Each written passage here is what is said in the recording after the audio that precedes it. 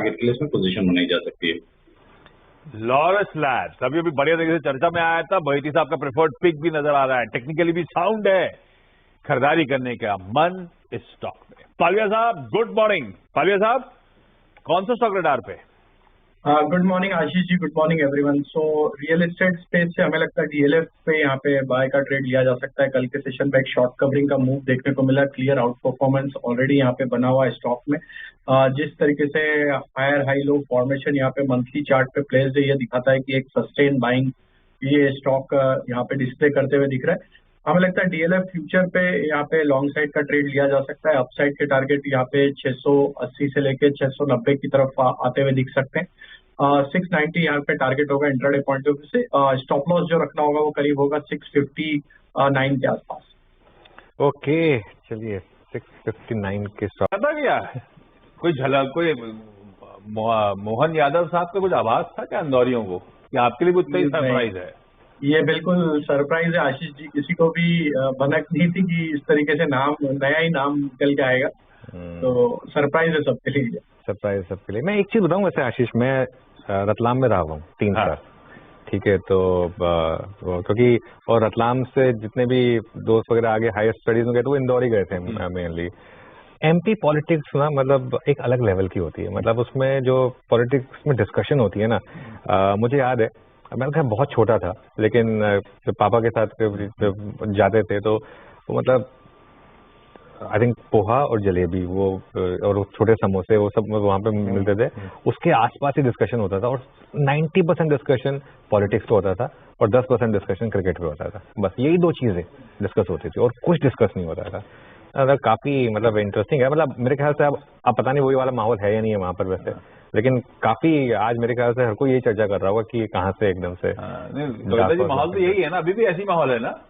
नहीं वही माहौल है आशीष जी, बिल्कुल।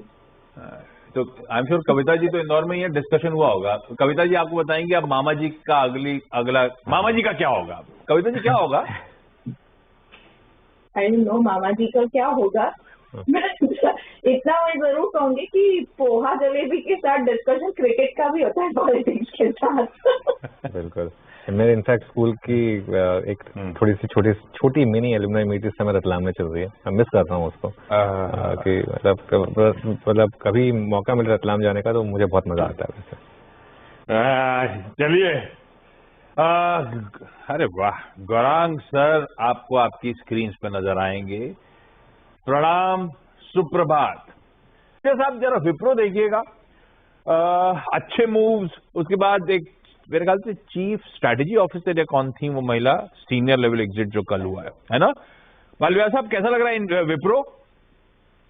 तो देखिए आशीष जी, स्टॉक तो एक अंडर परफॉर्मिंग स्टॉक रहा है। काफी समय से हम देख रहे हैं कि स्टॉक एक लोअर बैंड पे ही, एक नैरो प्राइस रेंज में ही कंसोलिडेट करते हुए दिख रहा है। स्टॉक ने बेस जरूर बनाया मंथली चार्ट पे, अगर हम इसको एनालाइज करें तो 370 390 जोन में एक बेस जरूर यहाँ पे मंथली चार्ट पे बनते हुए दिखा। ऑलमोस्ट 8 से 10 महीने से स्टॉक ने ये लेवल नहीं तोड़े।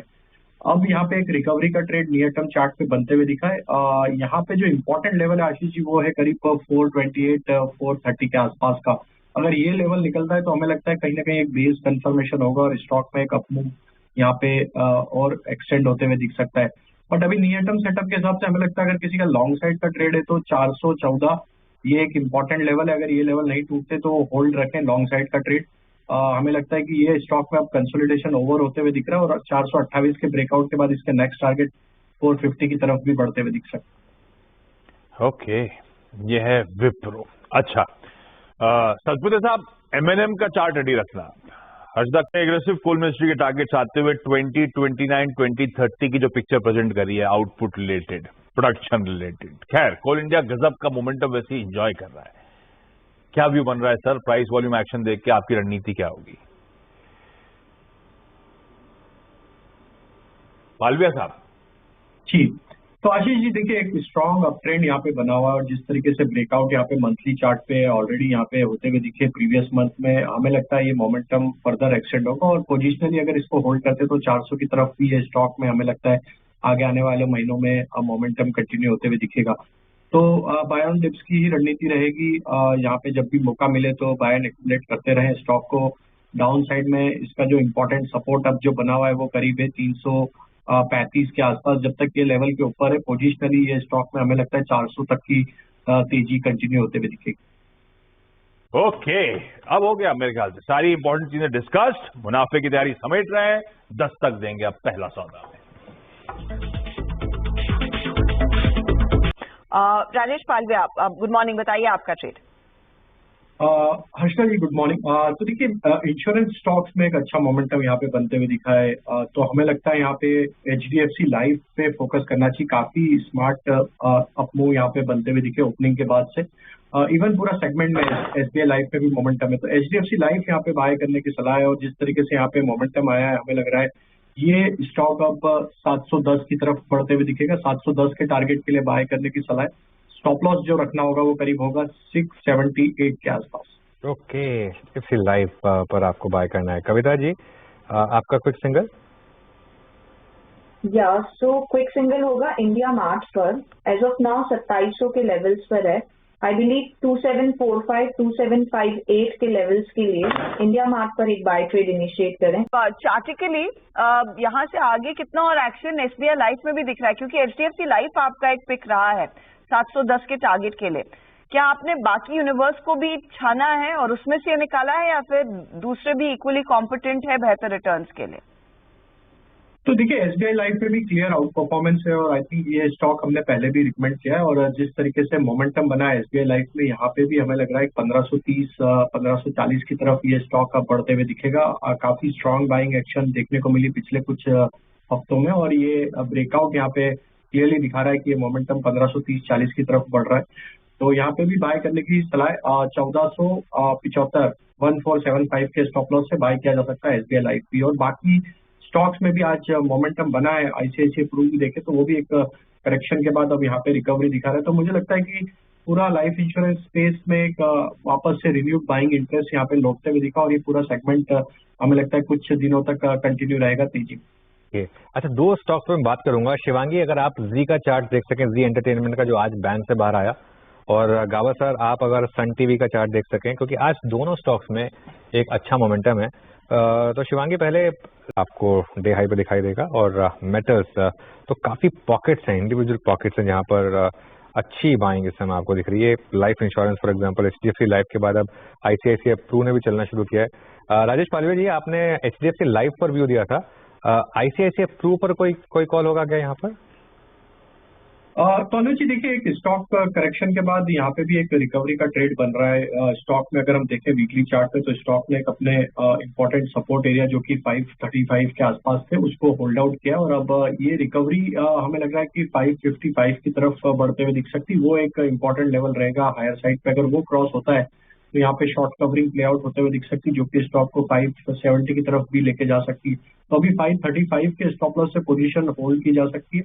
555 के बाद इसका 565 की तरफ भी टारगेट आते हुए दिखेगा। 565 तो क्लियरली ये पूरा पैक इंश्योरेंस कंपनियों वाला फिर से लाइमलाइट में आता है। और मुझे याद है एक समय में HDFC लाइफ जैसे ट्रेड्स पोस्टर बॉयज थे तेजी के, उसके बाद कुछ हुआ नहीं, लेकिन फिर से इन जान में जान आती हुई दिखाई दे रही है। लेकर आइए मेटल कंपनियों को एक बार फिर स्क्रीन पर। हिंडाल्को पर एक पिक आ चुका है आशीष बहेती का, लेकिन टाटा स्टील, आपका नैल्को, आपका JSPL जैसा ट्रेड फिर जोर दिखाने लगा है। इनफैक्ट कल वो नुवामा की रिपोर्ट जो शाम को आई है जो सजेस्ट कर रही है कि MSCI इंडेक्स में जो फरवरी में बदलाव होंगे उसमें शायद JSPL को चुना जा सकता है, इंक्लूड हो सकता है, तो उस लिहाज से फ्लोज भी आएंगे।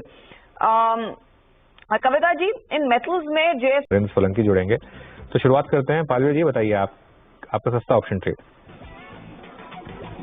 तो अनुज जी देखिए, ग्रासिम पे ही फोकस था और हमें लगता है जिस तरीके से ग्रासिम में ब्रेकआउट बना है यहाँ पे 2120 की स्ट्राइक का कॉल ऑप्शन बाय किया जा सकता है, जो कि करीब 46-47 के आसपास ट्रेड कर रहा है। हमें लगता है ग्रासिम अब एक न्यू ट्रेजेक्ट्री में ट्रेड करते हुए दिख रहा है। तो यहाँ पे 2120 का कॉल ऑप्शन, जिसके टारगेट हम एक्सपेक्ट कर रहे हैं आना चाहिए 64 से लेके 68 तक के। स्टॉप लॉस जो रखना होगा वो करीब होगा 42 के आसपास। ओके, तो ग्रासिम हो गई राजेश पालवे जी की पिक, 2120 का कॉल ऑप्शन। शिवांगी, आपका पिक?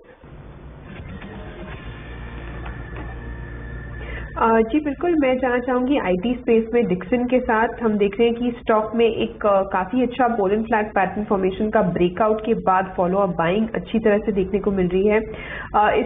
इसके लिए वो आपको इस तरह मुंह दिखा रहा है, लेकिन एचपीसीएल में अब 1% की तेजी है। ये स्टॉक्स करेक्ट हुए हैं। पालवे जी, कोई मूव इस समय ऑयल मार्केटिंग कंपनीज पर, अगर कोई ट्रेड आप प्रीएम्प्ट करना चाहें तो देखिए अनुज जी, काफी बड़े breakout already oil marketing company में हमने देखने को मिला। जरूर एक प्रॉफिट टेकिंग बनी है 2-3 दिनों से, लेकिन अभी भी अगर हम देखें तो ब्रेकआउट इंटैक्ट है। एचपीसीएल की बात करें तो हमें लगता है ये एक अच्छे सपोर्ट एरिया के आसपास अब ट्रेड करा। 355 इसके लिए एक इंपॉर्टेंट सपोर्ट एरिया है डिक्लाइन का। अगर ये होल्ड आउट कर जाता है तो हमें लगता है वापस से यहाँ पे अपना अप ट्रेंड रिज्यूम करते हुए दिखेगा। 355 का स्टॉप लॉस रख के ट्रेड लिया जा सकता है लॉन्ग साइड का, और यहाँ पे हमें लग रहा है कि वापस ये स्टॉक जैसे ही 372 के लेवल को क्रॉस करेगा तो यहाँ पे वापस शॉर्ट कवरिंग का मूव बनेगा और स्टॉक को फिर नेक्स्ट हायर साइड के लेवल 380-85 तक भी आते हुए दिख सकते। ओके, चलिए एक काम करते हैं, अब इस शो को समाप्त करने का समय आ रहा है, तो एक बार हमारे पैनल को स्क्रीन पर आते हैं। पालविया जी बताइए, आपका नया ट्रेड क्या है? तो I think Harsha ji, IT के साथ जाना चाहूंगा और मुझे लगता है टीसीएस में अच्छा ब्रेकआउट यहाँ पे बनते हुए दिखा, और जिस तरीके से एक आउट परफॉर्मेंस बना हुआ है, थर्ड कंसेक्यूटिव वीक है जहाँ पे stock higher high low formation बनाते हुए दिख रहा है, तो टीसीएस पे बाय करने की सलाह है। हमें लगता है कि टीसीएस का ये मोमेंटम टुवर्ड्स 3740 3750 की तरफ बढ़ते हुए दिख सकता है, तो टीसीएस बाय किया जा सकता है 3750 के टारगेट के लिए। स्टॉप लॉस जो रखना होगा वो होगा 3685 के आसपास। जो दूसरा स्टॉक हमें यहाँ पे पसंद आ रहा है अभी वो है अल्ट्राटेक सीमेंट। एक क्लियर आउट परफॉर्मेंस है, सीमेंट स्पेस में एक मोमेंटम ऑलरेडी बना हुआ है, all time high trajectory stock trade कर रहा है। हमें लगता है यहाँ पे फर्दर आउट परफॉर्मेंस कंटिन्यू रहेगा। यहाँ पे हम एक्सपेक्ट कर रहे हैं टारगेट जो आ सकते हैं अल्ट्राटेक सीमेंट के वो होना चाहिए 9820 9840 की तरफ। स्टॉप लॉस रखेंगे करीब 9720 के आसपास। ओके, चलिए तो ये इस समय राजेश पालवे जी की टॉप टू पिक्स। राजेश सतपुरे जी, आपके रडार पर क्या रहेंगे दो स्टॉक्स? अनुज जी देखिए, एक मोमेंटम एक कॉन्ट्रा, ये सेटअप है। एसबीआई का